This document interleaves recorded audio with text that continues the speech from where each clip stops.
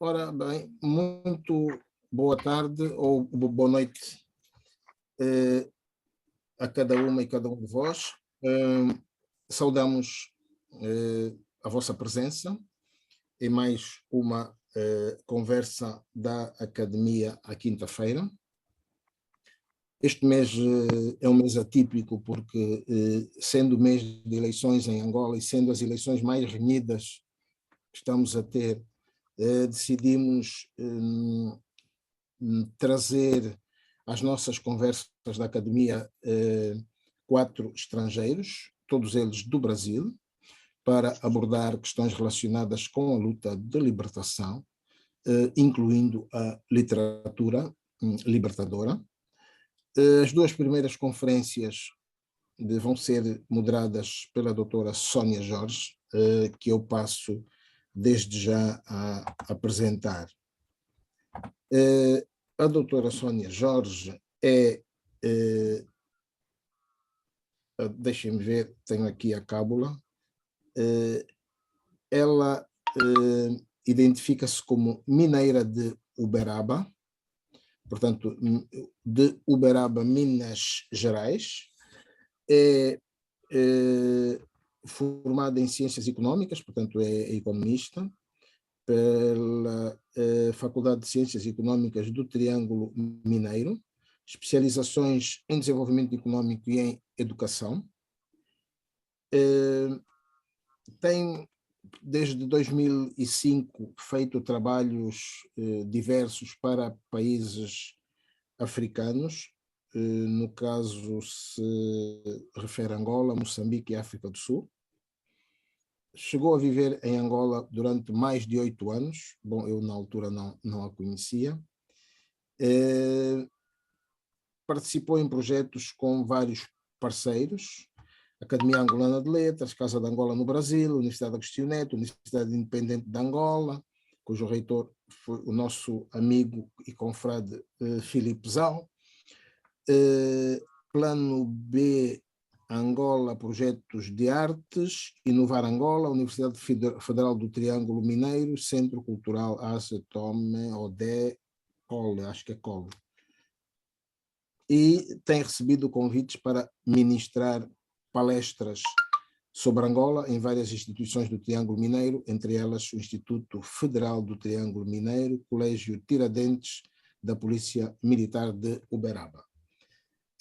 Eu passo então a palavra à doutora Sónia Jorge para nos apresentar o nosso conferencista e o tema da nossa conferência de hoje e para dirigir os trabalhos a partir de agora. Doutora Sónia Jorge, por favor. Muito obrigado. Muito obrigada, senhor presidente. Em primeiro, eu quero agradecer à Academia Angolana de Letras pelo convite a mim dirigido para estar fazendo a mediação desta conferência. Muito obrigada. Quero cumprimentar a todos que estão na sala, em especial os nossos mais velhos, né, que é sempre um prazer tê-los conosco. O nosso conferencista, professor Dr. José Francisco dos Santos, seja muito bem-vindo, é uma honra tê-lo conosco. E eu vou, então, nesse momento, fazer a leitura do currículo do nosso conferencista.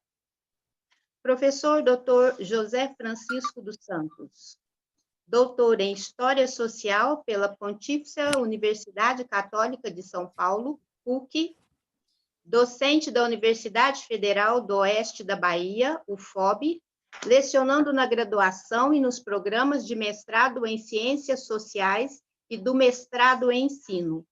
Autor dos livros Relação Brasil-Angola, a participação de brasileiros no processo de libertação de Angola, o caso do Mabla e outros protagonistas. Novas edições acadêmicas 2014. Angola, Política Externa Brasileira para a África no olhar de Ovídio de Andrade Melo, pela Saga Editora 2018. Colaboração na organização dos livros Direitos Humanos, Infância e Juventude em Angola, Brasil, Moçambique e Portugal, Resistências e Desafios, pela UEL 2022. Conservadorismo, Direitas e Autoritarismos Contemporâneos, Estudos de Caso pela Saga 2019. Tópicos de História da África, Eduen 2016.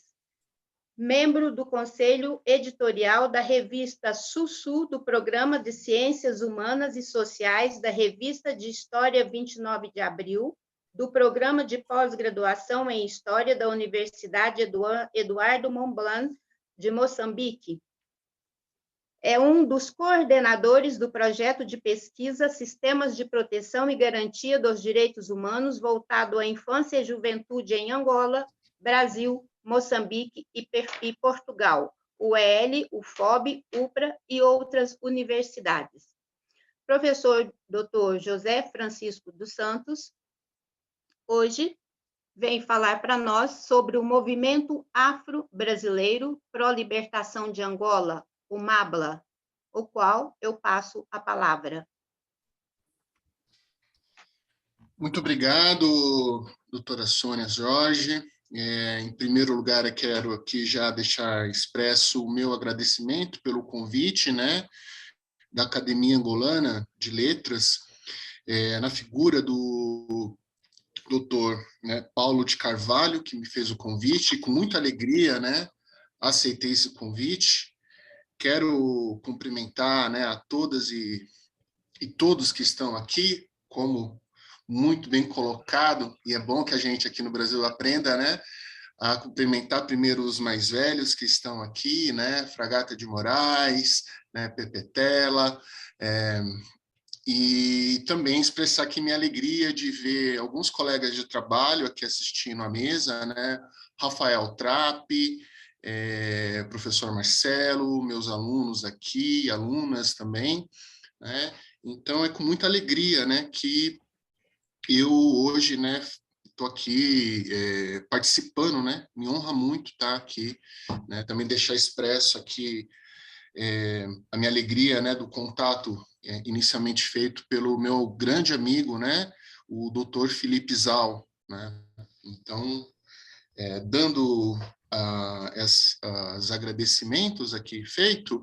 então eu vou falar um pouco aí do MABLA, né, Movimento Afro-Brasileiro de Pró-Libertação de Angola, e para iniciar essa minha fala, dizer de onde que surgiu, né, o meu interesse por esse tema, né? Então, quando eu fazia graduação, né, em História, na Universidade Estadual Paulista, Unesp, foi um período anterior à Lei 10.639, né, a lei de obrigatoriedade, né, do ensino de História e Cultura Afro-Brasileira e História Africana. Então, portanto, a minha formação, como de grande parte aqui de nós aqui no Brasil, foi muito eurocêntrica, né? Contudo, fazia parte, então, de um centro acadêmico, né? Que no Brasil a gente tem os centros acadêmicos, e organizamos uma Semana da Consciência Negra. E foi nos palestrar, né, fazer uma palestra, a professora Tânia Macedo, né, que à altura era professora da Universidade Estadual Paulista. Hoje ela está na USP, né, mas naquele momento, então, ela lecionava então, nessa universidade no campus de Assis.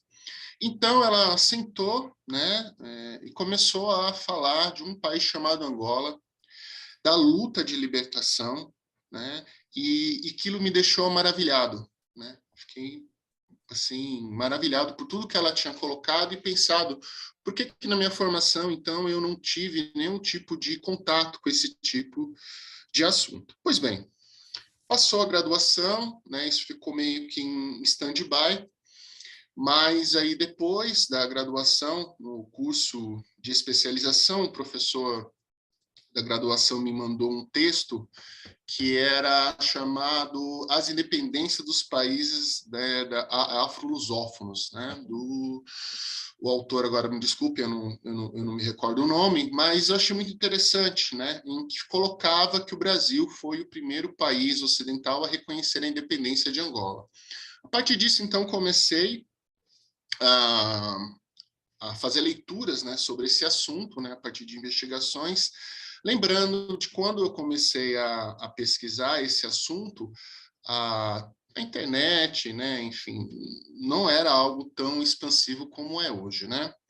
Eu vou aqui passar, fiz alguns slides para seguir aqui, eu vou colocar aqui para vocês. Acho que o doutor Paulo tem que me liberar aqui, é isso ou não? Para eu... Já estou a tratar disso, sim, senhor. Ah, Ok, já pode. pode.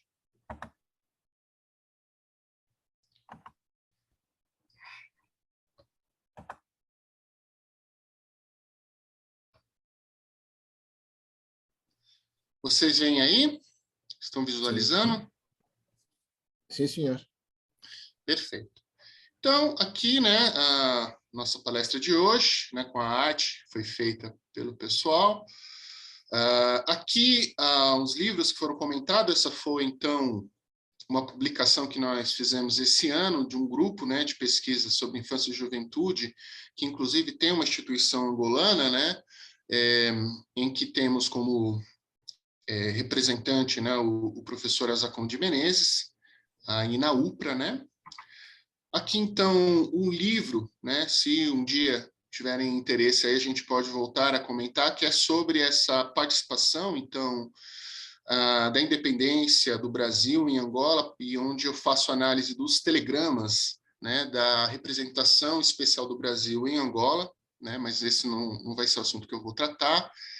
Esse aqui, então, é um trabalho, né, organizado junto com a professora Marcela Quinteiros, né, em que eu escrevo um artigo, né, sobre os processos eleitorais em Angola. Peço perdão pela ousadia, né, de tratar desse assunto aí, enfim. E esse, então, é o tema que nós vamos trabalhar hoje, né, que é esse livro, né, que é originário da minha dissertação de mestrado, que é o MABLA, um amplo movimento, né. Então, como eu tinha colocado, né, o interesse pelo tema surge com a professora Tânia Macedo, lá nos idos de 2002, e durante a minha especialização, então, desenvolvo um trabalho de pesquisa para a monografia da especialização sobre a relação Brasil e Angola, o processo de independência, né? E isso me ajudou para a construção do projeto, então, do mestrado, né, na mesma instituição. E aqui é interessante colocar de onde que surge, então, o interesse, né? Inclusive, o professor Marcelo Bittencourt, que vai estar presente esse mês, né, falando, inclusive é uma grande referência para nós aqui no Brasil, um grande divulgador, né, dos trabalhos sobre a questão de Angola, propriamente dita aqui no Brasil, nos ajuda muito, claro, a partir disso conhecemos os autores angolanos, né, e portugueses que produzem sobre o assunto, né, assim como os brasileiros, e também pesquisando. Num livro, então, organizado pela Tânia Macedo, né, pela Rita Chaves, que também vai estar aqui presente, né, nos outros encontros, e a Carmen Seco, né, uma organização do livro, o Marcelo Bittencourt escreve um artigo, e em um determinado momento, então, numa nota de rodapé, ele fala sobre o MABLA, numa entrevista que ele teve com o professor, o saudoso professor José Maria Nunes Pereira, né, que era professor da Universidade Cândido Mendes. Daqui a pouco eu volto a falar sobre isso, mas, enfim, eu fiquei com aquilo na cabeça, né? Então, imaginando a questão, né, da relação, pensar no Brasil, e aqui é interessante, né, seguir, né, primeiro, falar dos documentos que eu estudei, né, para desenvolver o trabalho. Então, a maior parte da documentação sobre o MABLA foi destruída, contudo, conseguimos obter alguns documentos importantes, né, dentre eles, documentos de origens policiais e das Forças Armadas Brasileiras, além da Polícia Internacional de Defesa do Estado, a PIDE, né? Documentos relativos ao processo de expulsão do Brasil de elementos do MABLA, o inquérito policial militar, né, IPM, e o Centro de Formação da Marinha, CENIMAR, né? Foram examinados, né? Para além de documentos da diplomacia, né, que são esses telegramas que eu desenvolvo mais no meu doutorado. Para além disso, me utilizei também, né, de fontes jornalísticas, né, de periódicos aqui do Brasil, o Estado de São Paulo, né, um jornal de circulação desde o século XIX, é um dos principais jornais do Brasil, o Globo, que também, né, de ampla divulgação, o Correio da Manhã, que já é um jornal extinto, mas que teve grande expressão na década de, né, na década de 60, e o Última Hora também, né? Tanto o Correio da Manhã como o Última Hora eram jornais publicados no Rio de Janeiro, né? Última Hora no Rio de Janeiro e em São Paulo. E também o Portugal Democrático, que era um jornal produzido pela comunidade portuguesa no Brasil, né, tanto no Rio de Janeiro como em São Paulo, onde publicava notícias contrárias ao regime salazarista, né? Então, essas foram uma das fontes que eu fui, então, buscar, né? Além de fontes memorialísticas, né, temos o livro do jornalista português Miguel Urbano Rodrigues, Tempos e Espaços que Vivi, que narra o período em que esteve no Brasil, né, participou da formação do MABLA, atuou no jornal Estado de São Paulo e Portugal Democrático. O livro da militante angolana, né, Deolinda Rodrigues, Cartas, né, Lângidas e outros documentos. E o livro do militante, né, que foi deputado em Angola pelo MPLA, né, o já falecido, né, o Fernando da Costa Andrade, né, intitulado Adobes da Memória. Depoimentos orais, né, que foram utilizados, né, entrevistas que eu fiz com... Então, contamos com depoimentos orais de pessoas que participaram de forma direta ou indireta, né, do movimento, a saber, né, o diplomata e historiador Alberto da Costa e Silva, Fernando Augusto Albuquerque Mourão, saudoso Mourão, que faleceu, né, um tempo atrás, 2018, salvo engano, né, Delfonso Severino Garcia, empresário português radicado no Brasil, José Manuel Gonçalves, economista e jornalista angolano, que, salvo engano, hoje se chama Jonuel, né, se utiliza desse nome, saudoso José Maria Nunes Pereira, né, que era professor titular da Universidade Cândido Mendes, Luiz Botelho, secretário do Clube Português de São Paulo, Maria Hermine Tavares de Almeida, né, professora de Ciências Políticas da Universidade de São Paulo, e Silvio Bandi, engenheiro e empresário brasileiro. Então, né, esse aqui foi o grupo de documentos, né, que eu utilizei para analisar esse movimento que eu vi numa nota de rodapé de um trabalho, do capítulo de um livro escrito aí pelo professor Marcelo Bittencourt, né? Então, a partir disso, comecei a buscar a documentação. Para isso, para entender um pouco de como surge esse movimento, é interessante pensar como que era, né, Brasil, Angola e Portugal. Peço desculpa, talvez, aos colegas de Angola, que sabem muito bem, né? Isso que é interessante até quando a gente pensa na relação, né? O quanto que os angolanos conhecem da gente e, infelizmente, o quanto que a gente não conhece de Angola, né? E, então, peço desculpa se de repente estiver falando mais o mesmo, né? Mas no século XIX, né, num acordo realizado entre o Brasil e Portugal para a independência brasileira, né, assuntos ligados às colônias portuguesas em África se reportaria primeiro a Portugal, né? No início do século XX, Portugal começa a ocupar de forma efetiva suas colônias em África e tem seu estabelecimento da República. Então, aqui 2 pontos importantes, né? Porque a gente aqui no Brasil, como vocês bem sabem, né, nos colocamos como o 2º país mais negro, né, do mundo, com exceção da Nigéria, e também construímos uma relação imagética de uma relação entre Brasil e África, né? É como se nunca tivesse sido rompida. E talvez ela não tenha sido rompida até no processo de diáspora, né? Mas a partir da independência do Brasil, que agora, inclusive, vamos completar 200 anos, é importante colocar que dentro desse processo, né, começou a se ter um distanciamento, né, do Brasil em relação ao continente africano, né? O processo do fim da escravidão no Brasil, do escravismo, melhor dizendo, também contribuiu para um distanciamento, né, contraditoriamente, mas é isso, né? Inclusive com a proibição da vinda de africanos para o Brasil. Então, em muitas partes do Brasil, isso fica uma relação muito mais imagética, de uma relação que nunca se rompeu, mas que ela houve sim uma ruptura institucional, né? No início do século XX começa a se ocupar, então aí você tem essa virada, né, da relação, né, de Portugal, né, de uma forma mais efetiva, né.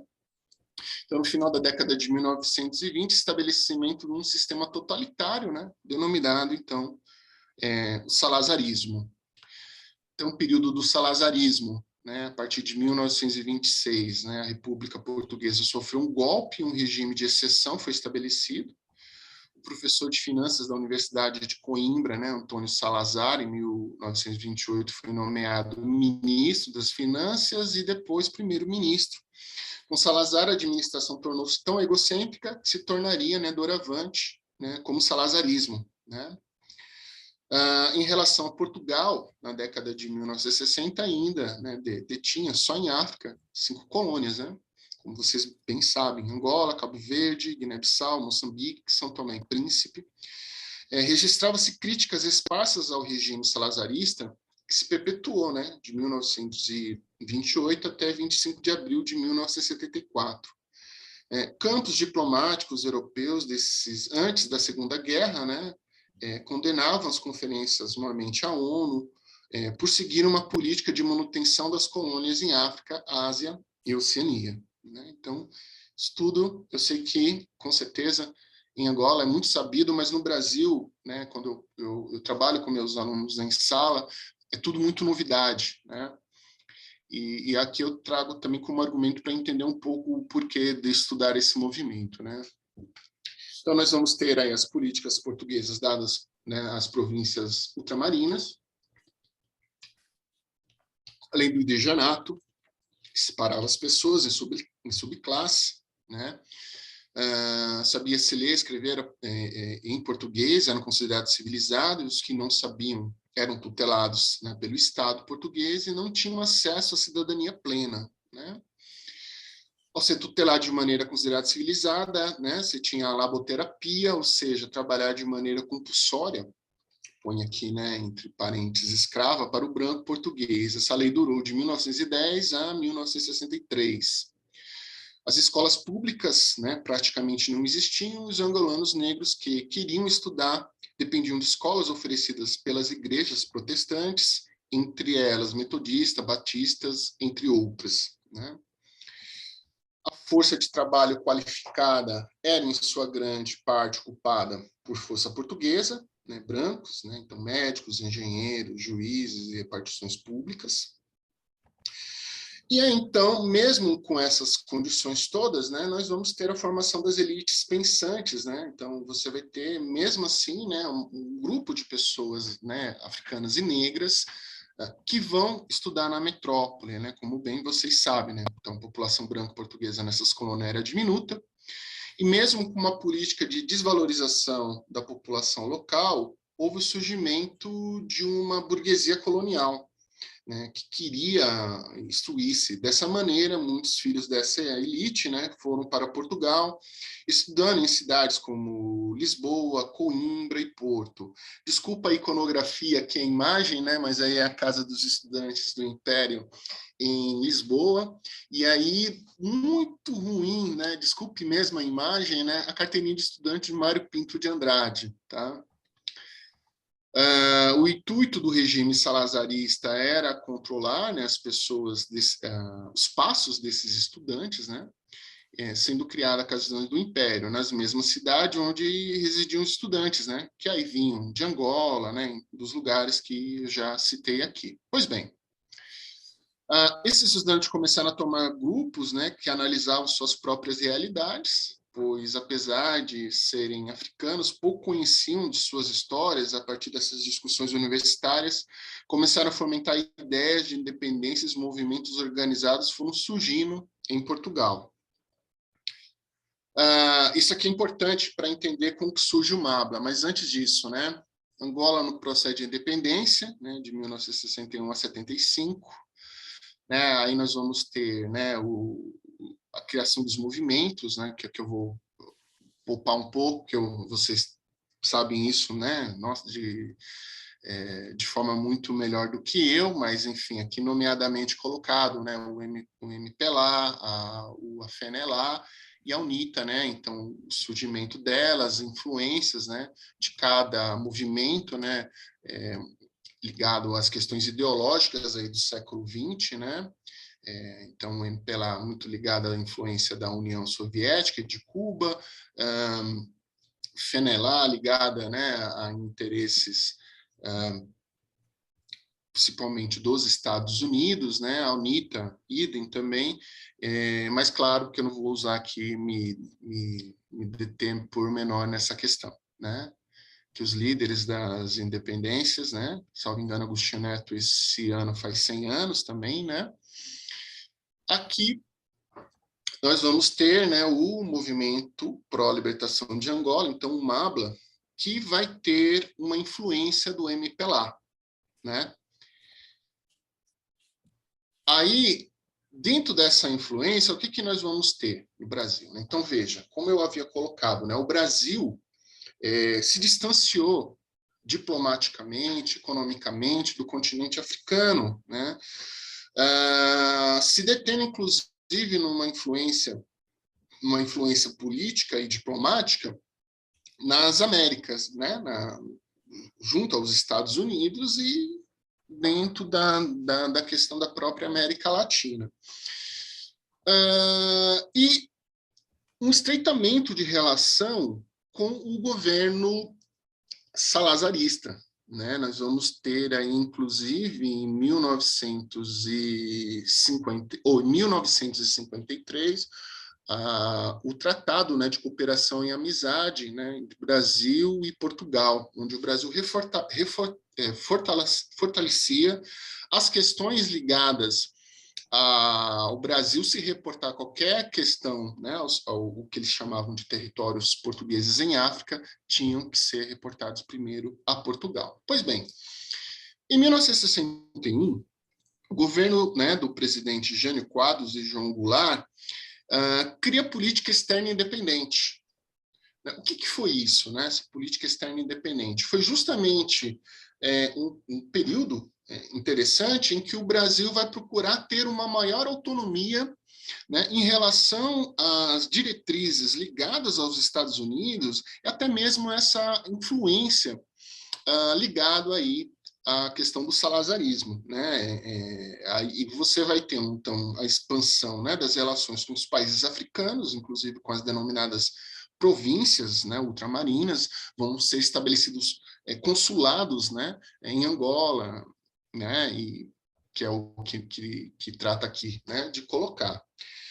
Bem, nesse movimento afro-brasileiro, né, de pró-libertação de Angola, que vou até mesmo me arriscando a mencionar alguns protagonistas do processo ou fazer qualquer injustiça, é importante destacar os nomes citados para isso. Peço desculpa, mas com certeza é importante citar, porque alguns devem, né, serem conhecidos de vocês, né?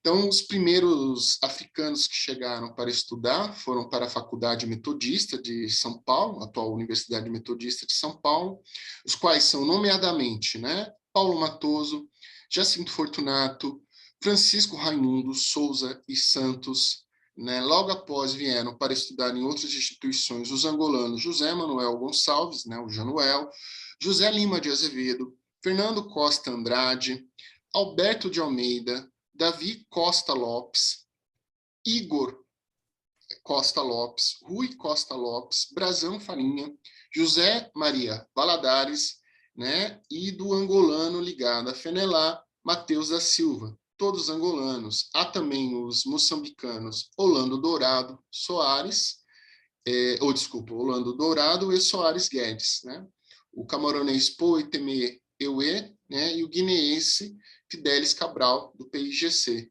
né, que se juntava a outros africanos que estudavam no Brasil, né? Então, no governo do Jânio Quadros, ele cria uma política, além da política externa independente, ele cria uma política de vinda de estudantes, né, africanos para o Brasil. Então, inclusive num livro do José Honório Rodrigues, né, chamado África e Brasil, ele trata desse assunto colocando, inclusive, uma bolsa de estudos, né? Então, eu coloco que esse vai ser o primeiro passo, né, dessa vinda de alunos africanos para o Brasil, né, que se fortaleceu, em especial aí a partir do século XXI, com a constituição, inclusive, de universidades, né, onde você tem um número expressivo de alunos africanos, né.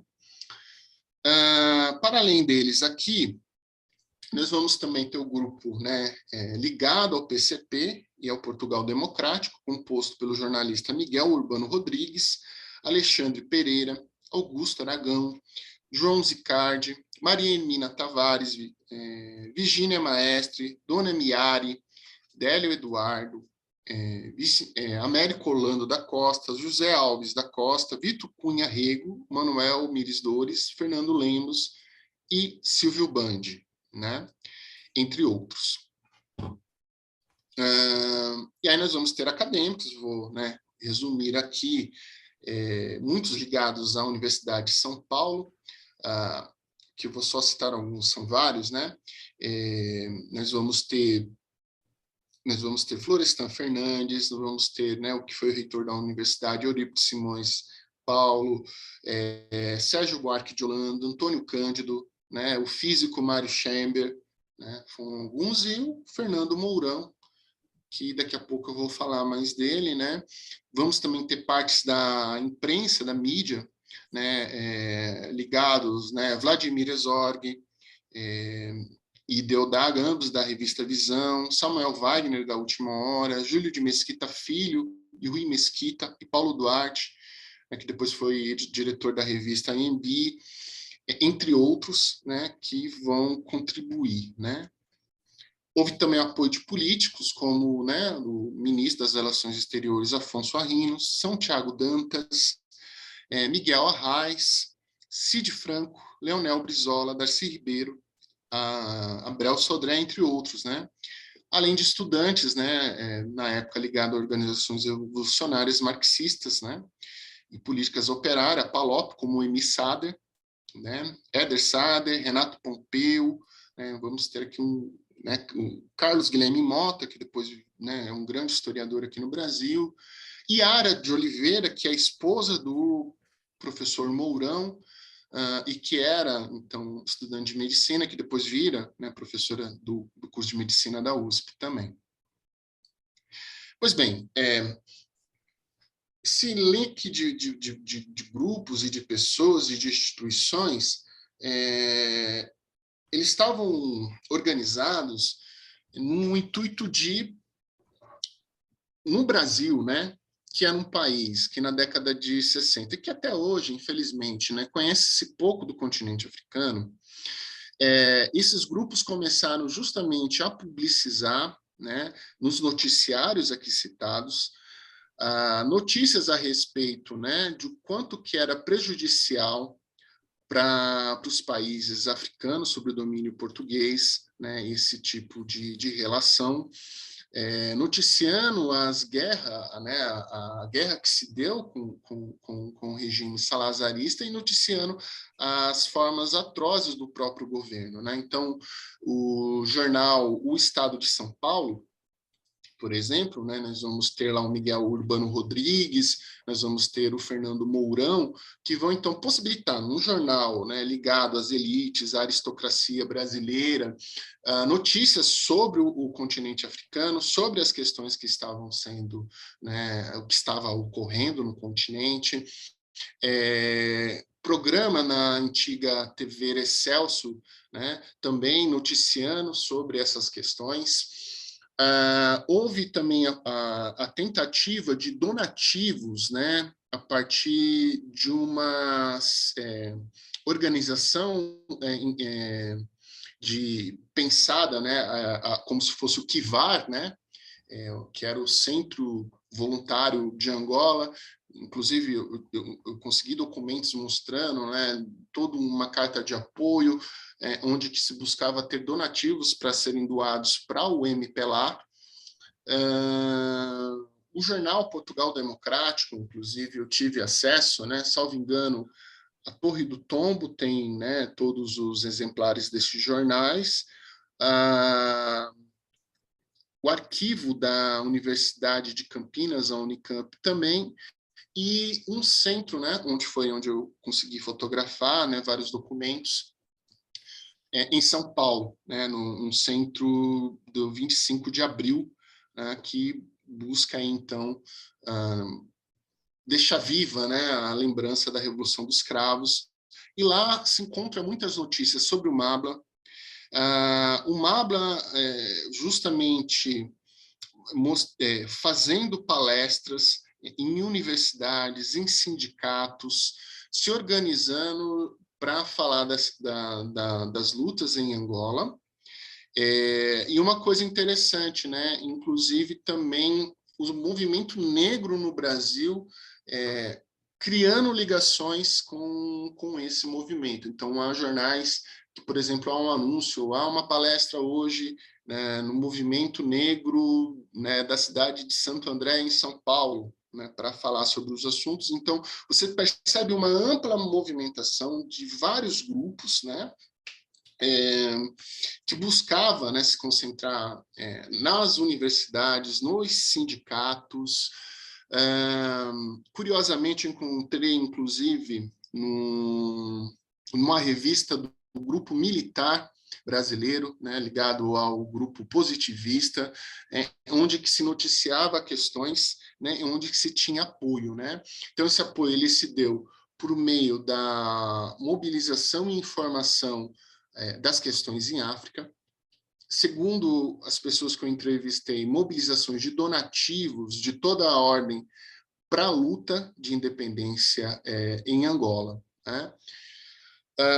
Dentre esses grupos, eu percebi, né, uma grande influência, né, do professor Fernando Mourão, né, que depois virou professor da USP, né, que inclusive cria um dos primeiros centros de estudos africanos no Brasil, né, o primeiro é o da UFBA, na Bahia, né, criado inclusive por Agostinho Silva, ele vai ser o segundo, em 1966, salvo engano, como também na Cândido Mendes, né? Então vão virar principais centros de estudos, né? O que é interessante, muitas dessas pessoas que eu estudei aqui, elas acabam influenciando, inclusive, no andamento de pesquisa, de publicação. É interessante que nós vamos ter editoras na década de 60, como a Civilização Brasileira, a AMB, que vão publicar livros sobre história da África, sobre as questões das mobilizações, em especial em Angola, né? Então, dentro desse movimento, consegui aí encontrar essas manifestações, né? E aqui, para encerrar, falando sobre o movimento, né? Em 64, o Brasil vai ter um golpe militar, né? De uma ditadura civil militar. O presidente Marechal Humberto de Alencar, né? Castelo Branco, desfaz os acordos que tinha com Angola e se aproxima do governo salazarista, né, novamente, né? Expulsa os estudantes e militantes angolanos, moçambicanos, entre outros africanos do Brasil. Então, esse movimento, em 64, ele se esfacela, né, por um ato do próprio Estado brasileiro, né? E aqui, curioso que nos documentos, inclusive, eu encontrei que a PIDE, ela investigava os passos, né, dessas pessoas que estavam ligados ao MABLA, e muitos vão ser presos. Tem um livro de um deputado e jornalista já falecido, né, o Márcio Moreira Alves, Torturas e Torturados, onde ele dedica, inclusive, algumas páginas relatando essa situação de tortura de pessoas ligadas ao MABLA, né? Mas de forma contraditória, esse mesmo regime, né, ele vai, né, em 1975, o presidente, né, general Ernesto Geisel, né, o Brasil, mesmo vivendo numa ditadura, é o primeiro país, como eu já tinha colocado aqui, a reconhecer a independência, né, de Angola, o primeiro país ocidental, que aí eu busco aí entender por menor no meu doutorado, né, onde eu trato aí a partir das análises da documentação, dos telegramas, né, que o Ovidio de Mello acabou produzindo, né. Aí aqui a relação, né, entre Brasil e Angola, né, a gente sabe, por exemplo, o fascínio que as novelas brasileiras tiveram nesse primeiro momento. Tem aqui a extinta, uma iconografia aqui da extinta feira, né, do Rock Santeiro, a relação, né, ligada ao futebol. Quando eu estive em Luanda, inclusive, passando pela Avenida Samba, vi lá o centro do Santos angolano, né? Aqui nós temos Eusébio, né, que era de origem moçambicana, mas que, né, jogou por Portugal, junto com o Pelé e o, né, José Eduardo dos Santos, né, falecido recentemente. A questão do Martinho da Vila, que eu sei, né, que é um grande baluarte da expressão, né, artística brasileira para os mais velhos, né, e aqui no Brasil divulga muito, né, o Brasil, e algumas relações foram construídas a partir dessas questões todas, né. Então, aqui a parte, né, mais sobre o assunto. Fico aqui à disposição de vocês aí para falarmos mais sobre as questões aqui colocadas, né.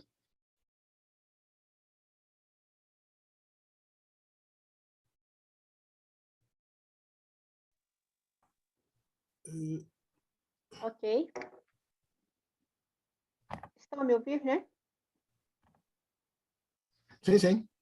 Sim. Ok. Muito obrigada, doutor José Francisco, pela belíssima explanação. E, a partir desse momento, nós gostaríamos de abrir para que os convidados pudessem, então, interagir, fazer suas perguntas. Desde já, vamos verificar se já tem alguém para fazer alguma pergunta.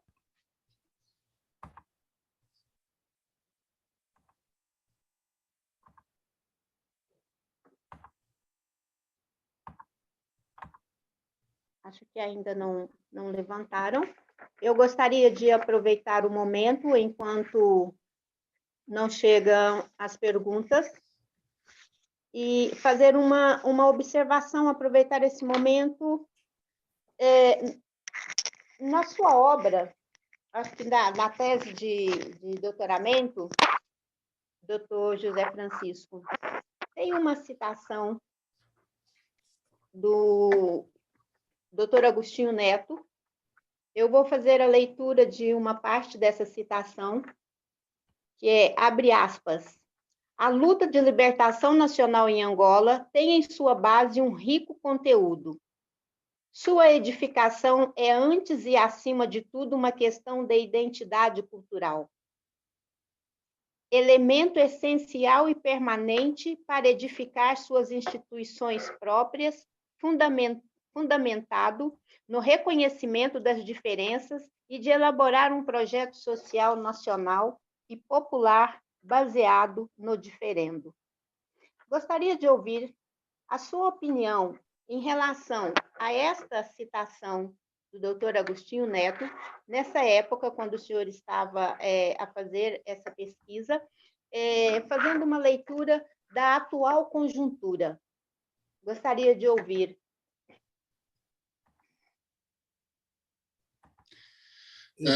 Eu acho que nossas, como já há 2 inscritos, se calhar fazíamos já também, não? Sim, sim, se já está inscrito. Sim, Fragata de Moraes e eu, estamos os 2.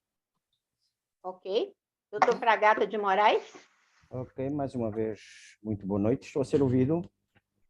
Sim. Muito bem. Pronto. Eu, até um certo ponto, isto é um reavivar de memórias para mim, pois eu fui partícipe de muitos desses acontecimentos, foram pós-independência, logicamente, mencionados aqui pelo professor José Francisco dos Santos, não é?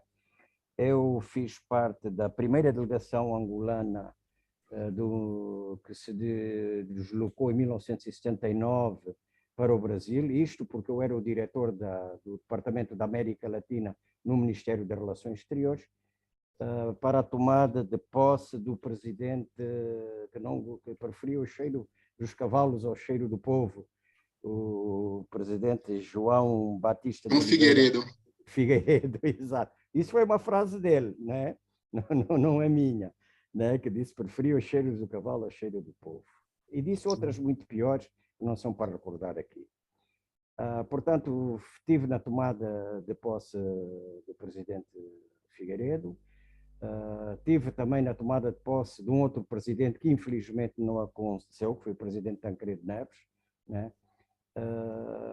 E claro que também mantive outras ligações com o Brasil, por pertencer com o falecido também Pedro Castro Van Dunen Loy, pertencer às comissões mistas que se reuniam ocasionalmente para tratar de assuntos relativos aos assuntos de Estado. Então, conheço bem o Brasil, viajei bastante, extensivamente, conheci também, foi aí que eu vi, porque falaram nas novelas, e foi aí que eu vi pela primeira vez um verdadeiro cacique, o César Calles, creio que era de Fortaleza, já não me recordo bem, onde eu vi pela primeira vez o povo a beijar a mão a uma pessoa, né? E foi bastante interessante para mim, nós saídos recentemente de uma colonização, de uma luta de libertação, não é? Ir verificar num país que sempre esteve muito ligado à história de Angola, por diversos motivos e diversas razões, ir verificar, enfim, estes detalhes, estes acontecimentos.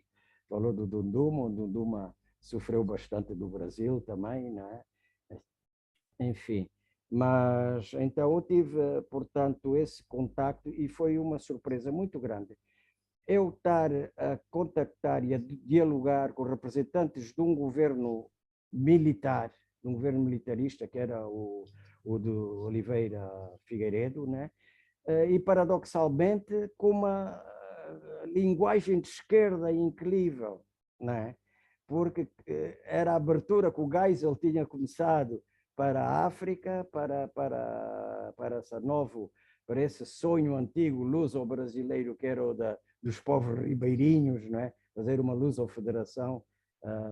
Então foi bastante interessante. Eu, quando discuti com o embaixador Máscaros Zambuja, que era o meu colega a nível do Ministério das Relações Exteriores do Brasil, ver o Marcos Azambuja com uma linguagem que eu próprio quase que não a tinha, não é? Uma linguagem de esquerda, né? Isto tudo para efetivamente, enfim, haver essa penetração nova do Brasil, entre aspas, penetração, com a África, e nós fomos a ver, de facto, Angola, se esticarmos a mão, tocamos no Brasil, o Brasil estica a mão, toca em Angola.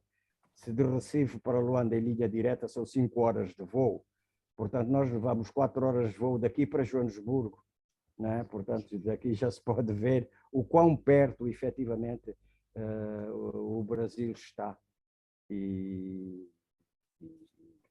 tudo isso que me aconteceu. Portanto, são memórias que eu tenho desses contactos que tive em primeira mão, com um país que efetivamente estava a ser uma ditadura militar para, enfim, ventos mais amenos, não é? E achei isso bastante positivo, ainda hoje ainda recordo isso, ainda tenho aqui o livro da tomada de posse do Figueiredo, né? Onde estavam todas as delegações que assistiram e a sua composição a nível de coisa. Tenho também aqui ainda o livro, também para o mesmo, da tomada de posse do presidente Tancredo Neves, que tive a felicidade de o ver, fui ao hospital visitá-lo, quando digo eu, quer dizer a nossa delegação, fomos ao hospital visitá-lo e encontrámo-lo lá sentado numa cadeira, doente, mas falámos com ele, e creio que foi logo o dia seguinte ou um dia depois que veio a acontecer esse infausto, essa tragédia para os brasileiros, né? Que foi a morte deste que seguro viria a ser um grande presidente do Brasil, eu estou seguro disso. Portanto, eram estes testemunhos que eu queria deixar aqui para o diálogo que foi estabelecido, não é? Convosco, não é? Brasileiros. Felicitar o meu colega e presidente a nível da Academia de Letras, o Paulo de Carvalho, por esta iniciativa, que de facto é bastante louvável e que estou seguro encontrará eco, quiçá, quem sabe, para futuros diálogos a nível da transcontinental Brasil-Angola. talvez num conteúdo já mais direcionado em termos de política ou não, não é? Para que sejam vistos, enfim, verdadeiramente o que é que foram esses contactos, o que é que foram essas transformações, porque há muito a dizer sobre isso, mas muito mesmo. Muito obrigado a todos pela vossa paciência.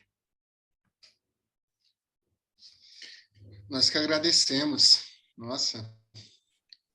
Sr. Bom, Paulo, então, gostaria de falar? Sim, pois. Tenho duas perguntas e uma preocupação, mas antes vou ler. A professora Aparecida Rosário de Oliveira pergunta o que pode ser apontado como relevante para a libertação de Angola. Bom, ela depois, se quiser falar, tudo bem, mas pronto. Como me direcionou a pergunta via chat, portanto estou a apresentá-la. Quanto a mim, bom, se calhar ia começar pelo que não está diretamente relacionado com a conferência de hoje. Falou-nos de um livro sobre infância e juventude, editado sobre Angola, mas editado da autoria de angolanos e brasileiros. Eu depois gostaria de obter os dados sobre esse livro, porque eu estou a orientar uma tese de doutoramento da área da sociologia da infância, e então gostaria de... Portanto, não conheço este livro, gostaria de ter contato com ele. Agora, as duas questões que tenho são as seguintes. A primeira é uma dúvida. Falou-nos da Academia de Estudantes Mário Pinto de Andrade. É a primeira vez que eu ouço falar nesta academia. Existiu em Portugal ou no Brasil? Pareceu-me que eu estava a referir a Portugal, mas queria ter a certeza. E que atividade é que tinha, não é? E a segunda questão tem a ver com o MABLA. Quais eram propriamente os objetivos do MABLA? Foram alcançados? Não foram? Para percebermos melhor a sua atividade, portanto, era além da atividade diplomática em si, que ações concretas no domínio cultural e noutros domínios poderão ter sido desenvolvidas. Muito obrigado, professor. Perfeito. Bem, começar pelo começo aqui. Sobre a questão da identidade, Sônia, Jorge, muito obrigado pela pergunta, porque ela é uma pergunta que eu não tenho resposta até hoje, para ser sincero, né? Porque ela é muito forte no sentido dessa construção identitária, que aí eu não posso responder em relação a Angola, é claro, né? Mas em relação ao Brasil e, em especial, à minha pessoa, né? Porque, veja,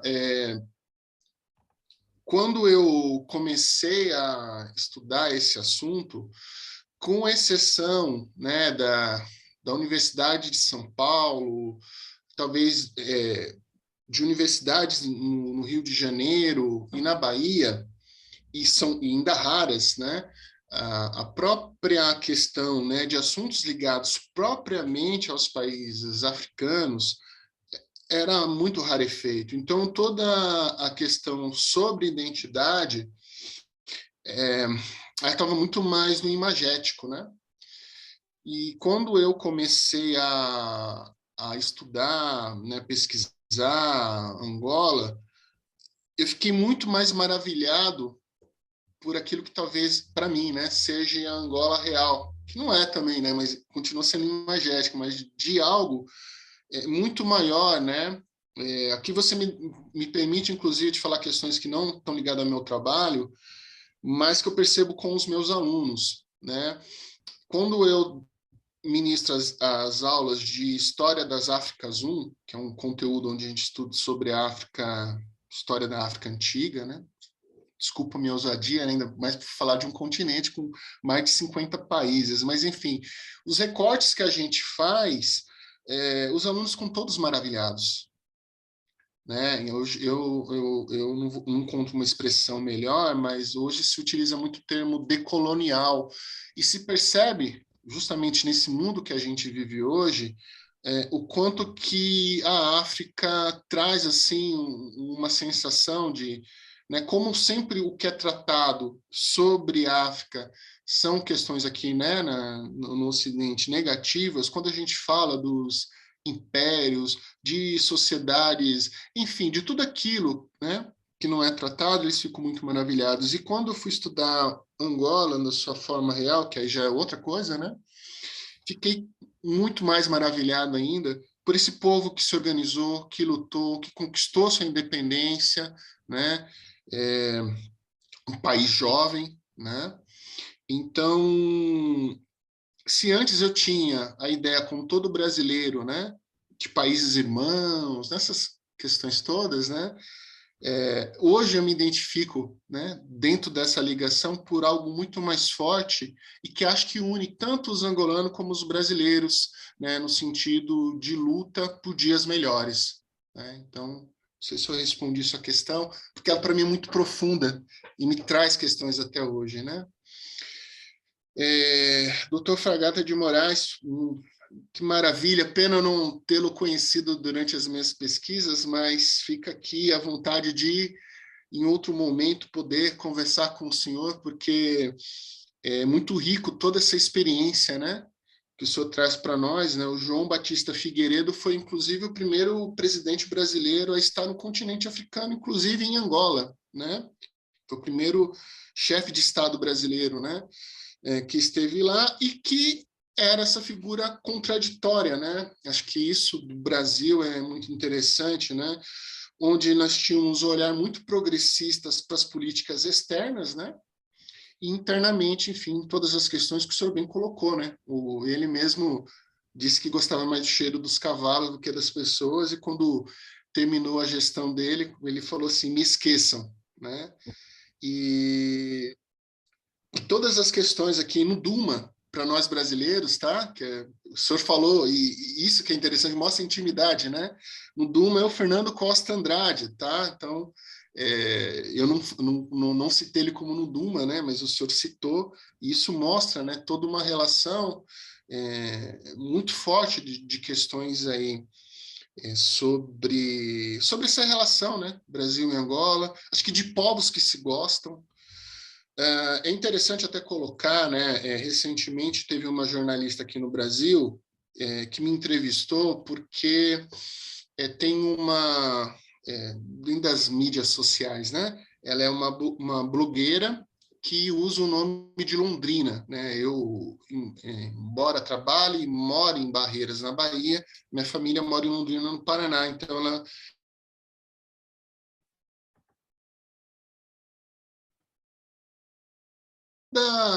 a relação que esses dois países continuam a ter de admiração, né, enfim, acho que de várias questões aí.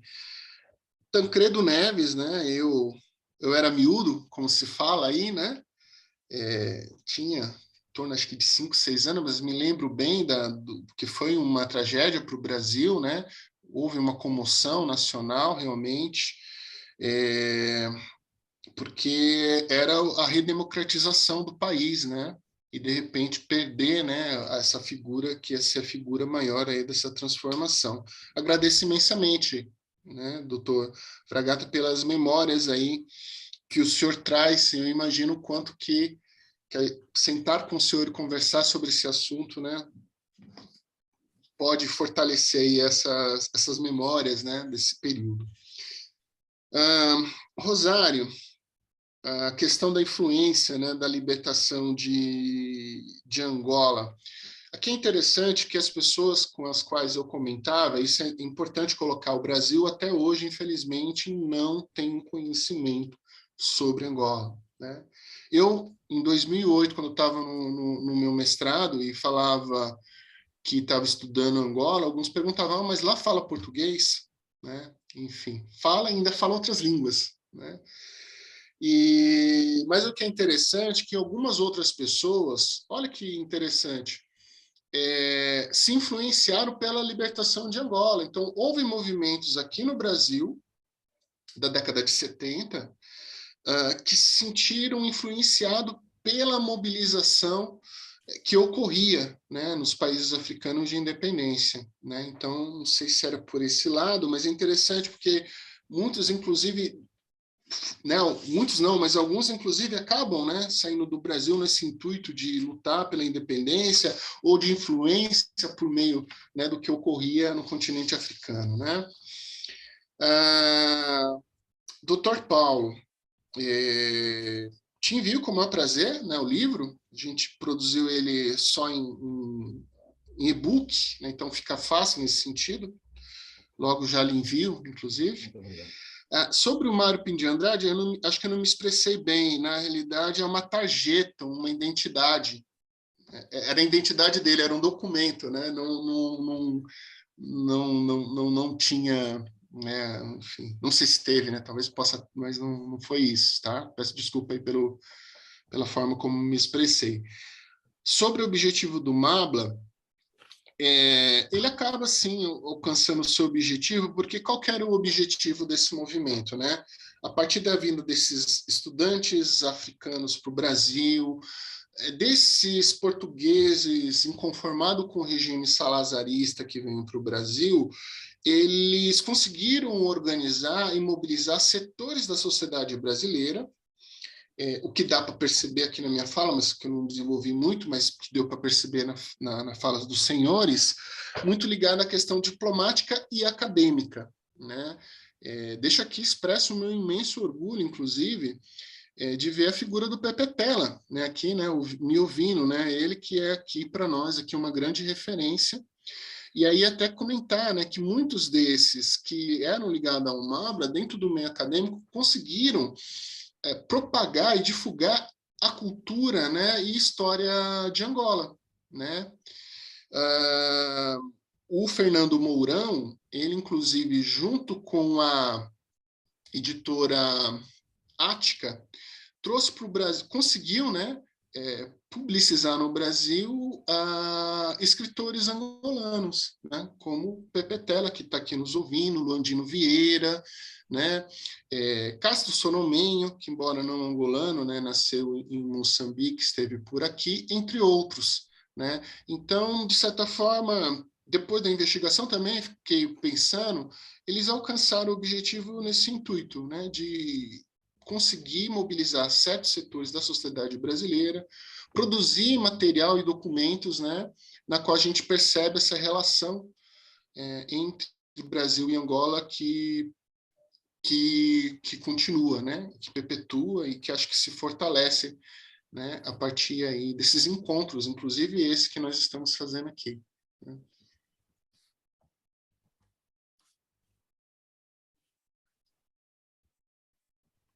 Não sei se eu respondi as questões aí, fico aí à vontade. Não sei se o meu som está ligado. Está-me a ouvir, professor? Creio que não está ligado o meu som. Acho que a Helena... Está ligado. Está ligado. Minha amiga Helena levantou a mão aí. Sim, pronto. Professor, eu só... Já que estávamos a rememoriar, não é? Eu esqueci-me de um detalhe que, para mim, de facto, teve um significado muito importante neste relacionamento com o Brasil. Foi eu ter mantido, a partir de 1977 até a sua morte, um contacto muito estreito com o Cavaleiro da Esperança, do Jorge Amado, Luís Carlos Prestes, não é? Ter conhecido essa pessoa mítica, não é? E depois, no fundo, ver ali uma pessoa tão simples, quase tão anódina, não é? Isso eu diria que me chocou pela positiva, não é? Que a imagem que eu teria dele não era certamente essa. Portanto, até a sua morte dele, depois mantive contactos com a esposa Maria, eu hoje ainda mantenho contactos com alguns dos filhos dele. Esqueci-me desse detalhe, que para mim é uma emoção muito grande eu ter conhecido uma pessoa desse parâmetro, dessa magnitude, não é? Que para o Brasil certamente é um ser mítico, não é?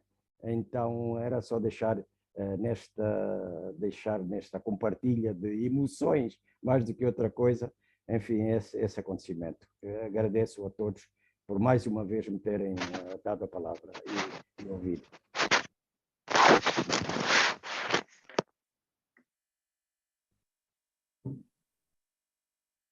Sônia Jorge, Ok. há uma pessoa inscrita, a doutora Helena Valquim Moreno. Sim, faz Pode favor. falar. Doutora Valquíria. Boa Sim, tarde. sim. Posso falar? Estou com a palavra. Faz favor. Por Obrigada. favor. Muito obrigada. Agradeço a todos e a todos presentes, à Academia Angolana de Letras pela iniciativa, mais uma iniciativa tão enriquecedora que eu tenho a oportunidade de acompanhar. Saúdo meu colega Zé Francisco, né, colega de tantos diálogos. E eu queria te perguntar uma coisa, Zé, não sei se eu já te perguntei isso em outras ocasiões,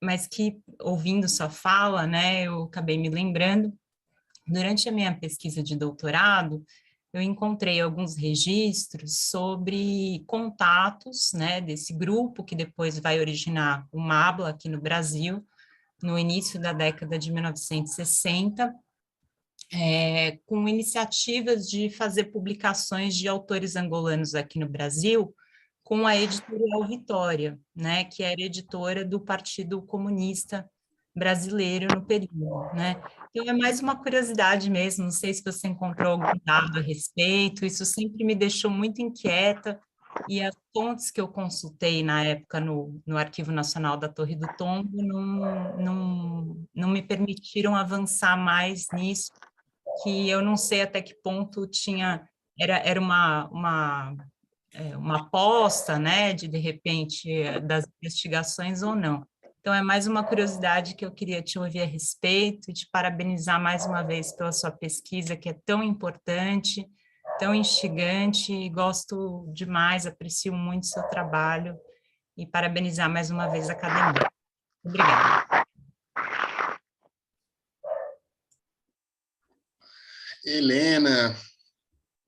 Helena, muito obrigado, né, pelas palavras aí.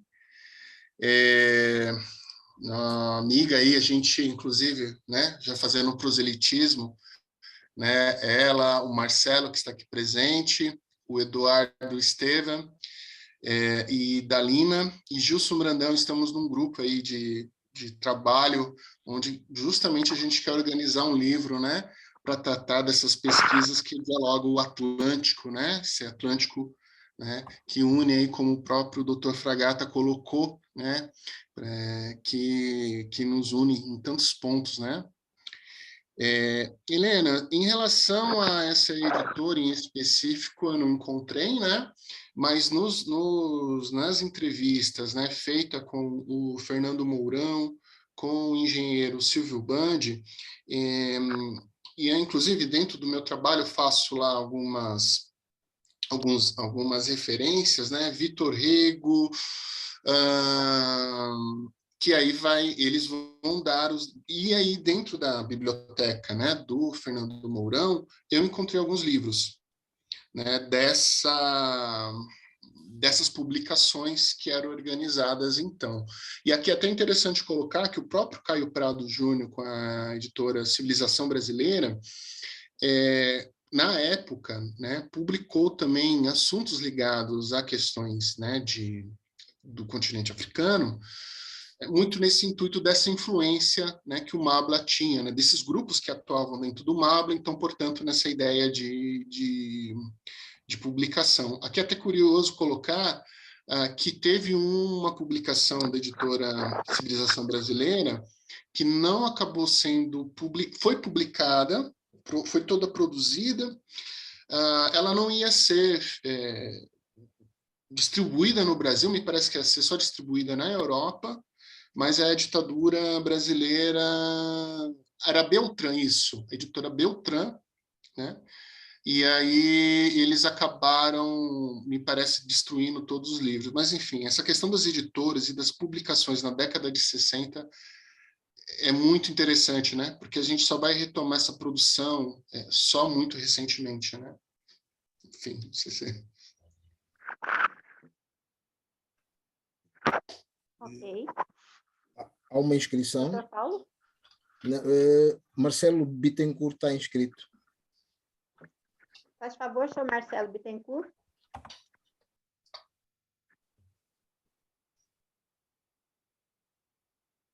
Já está? Senhor Marcelo? Acho que está sem áudio, né? Não estamos a ouvir. Penso que não. Não. Está ativado o som, mas não estamos a ouvir. Portanto, há um problema aí desse lado.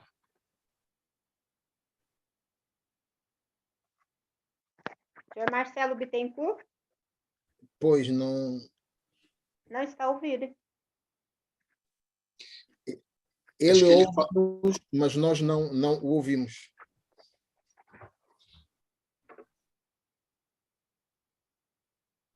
Enquanto o senhor Marcelo não resolve, né, a questão do som, eu gostaria só de fazer um pequeno comentário. Por tudo que nós ouvimos aqui, essa pesquisa riquíssima, né, que o Dr. José Francisco realiza, traz uma certeza assim muito grande para nós em relação ao país Angola. Nós podemos observar a força que nesse período, já lá atrás, década de 60, antes um pouco, até 70, 75, a organização política, a organização dos partidos, a movimentação, a forma de se movimentar, nós conseguimos observar aqui dentro dessa pesquisa que já naquela época a gente consegue ver a força, a pujança, né, para a reorganização do país, sabe? A forma que eles se organizavam, que eles se conseguiam influenciar. Isso é extremamente importante, porque esses reflexos, eles estão latentes até hoje. Alguns, claro, não é? Dissidentes de um ou outro, que nós podemos observar, não conseguem ou não conseguiram se manter. Mas os que conseguiram se manter, nós podemos observar que desde aquela época, tá? Eles já tinham toda uma organização, tá? Uma ideologia muito positiva para que o país sobrevivesse, para que o país lutasse e caminhasse por si só. E a questão que há pouco o doutor José Francisco falou sobre a questão da descolonização. E isso foi muito importante, continua sendo muito importante, né? E em sua pesquisa, o senhor trabalha muito isso, é muito evidente. A gente consegue observar muito essa questão, né? Porque estamos falando de libertação. E essa libertação, ela começou mesmo lá atrás, né? E, assim, achei também muito interessante ter aqui nesta sala o senhor Fragata de Moraes e Pepetela, não é? É riquíssimo estar trabalhando uma obra, estarmos em uma conferência onde as pessoas que fazem parte deste trabalho estão aqui, junto conosco, opinando, e isso é extremamente importante. Era isso que eu queria dizer. Maravilha, obrigado. Acho que, Sônia, a gente precisa trocar contatos depois, né? Já que você está desse lado do Atlântico, né? Enfim. Na realidade, eu estou aqui no Brasil. Não, então, do eu mesmo vivi lado. lá. Sim. Ah, sim, ok, entendi. Entendeu? Claro, Entendi. claro. Acho muito interessante, é uma pesquisa muito rica, né? Um trabalho assim, importantíssimo, não só para Angola, mas aqui para nós brasileiros também. Eu acho muito oportuno, tá? Obrigado. Nossa, seria ótimo se eu pudesse ouvir o Marcelo, né, o professor Marcelo Bittencourt, que, como eu no início aqui da minha fala, né, ele que, junto com a Tânia, né, que me instigou inicialmente a conhecer Angola, e depois o Marcelo com a questão do Mabla, né? E Marcelo é uma grande referência para nós aqui no Brasil, né, com as suas publicações, né, as suas orientações. E faz muitos anos que eu não vejo. A última vez que eu vi foi em 2008, né, no Rio de Janeiro. Gostaria muito de ouvi-lo, mas não sei se vai dar, né? Pelo jeito.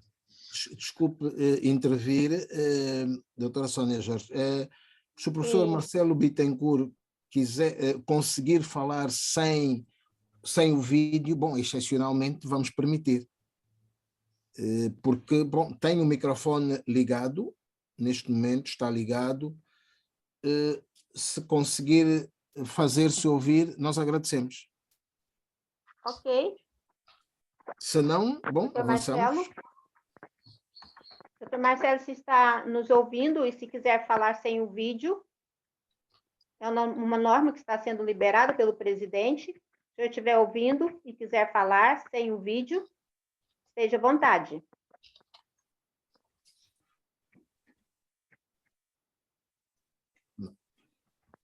Não. Penso que não. Não é possível. Vai ter que ficar para a próxima semana. Sim. Vocês me permitem... algum problema. Vocês me permitem só uma última questão aqui? Sim. Eu acho que não vai dar para ver.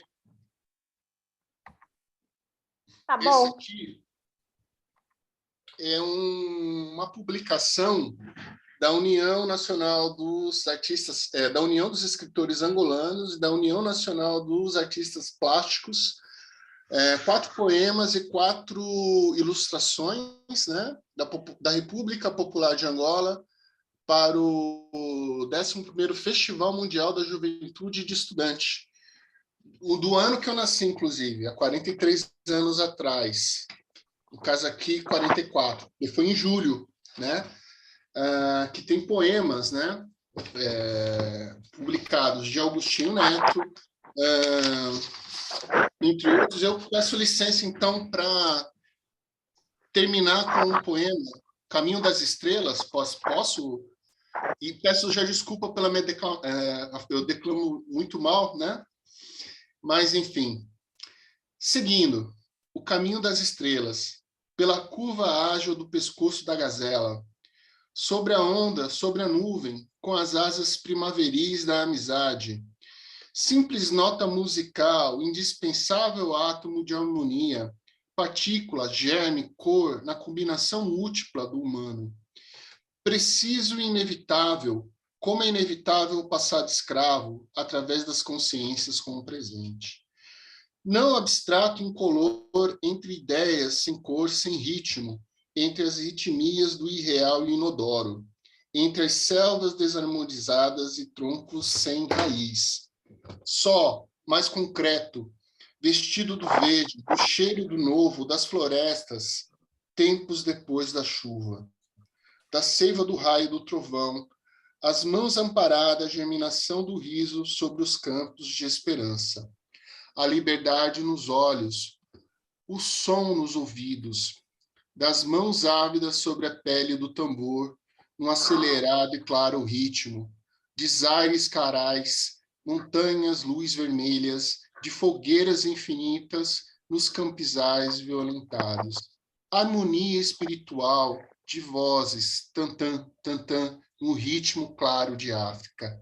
Assim, o caminho das estrelas, pela curva ágil do pescoço da gazela, para a harmonia do mundo.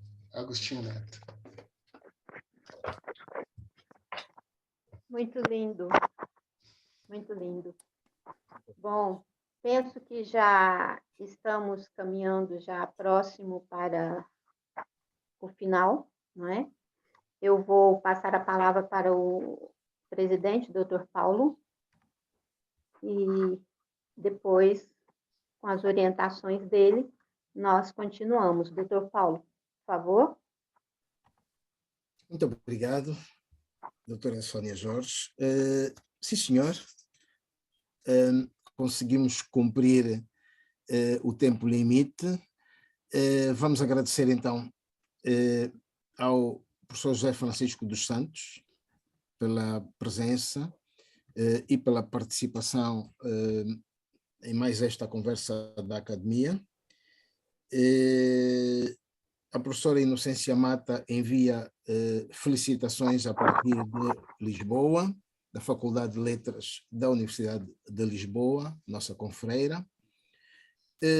Agradecemos também à doutora Sónia Jorge pela presença e pela moderação. Vamos tê-la novamente na próxima semana. Vai moderar mais uma conferência da Academia Angolana de Letras.